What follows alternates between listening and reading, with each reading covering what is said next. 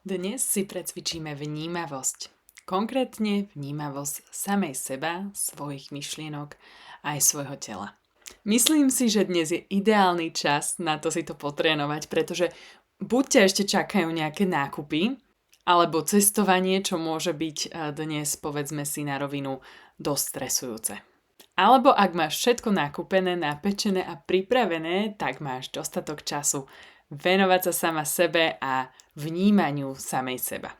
Ak si sa však našla v tom prvom prípade, tak ti odporúčam túto techniku precvičovať práve pri čakaní v rade, niekde v obchode alebo v dopravnej zápche. Pozývam ťa, aby si sa na pár minút zastavila, ak je to možné, zavri si oči. Pozor, za volantom ich nezatváraj. A polož si otázku. Čo práve teraz prežívam? Aké myšlienky mi prichádzajú? Aké pocity cítim? A aké telesné zmeny vnímam?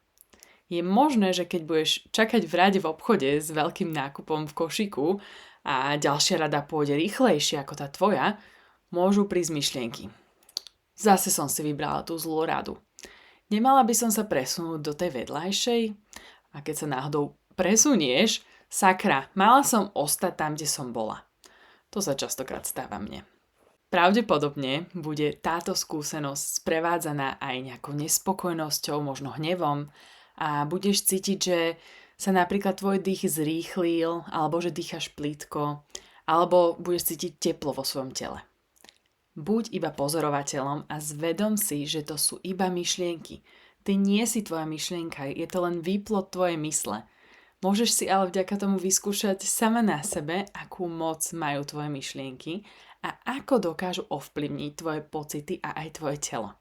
Buď dnes vnímavá k tomu, čo sa v tebe deje.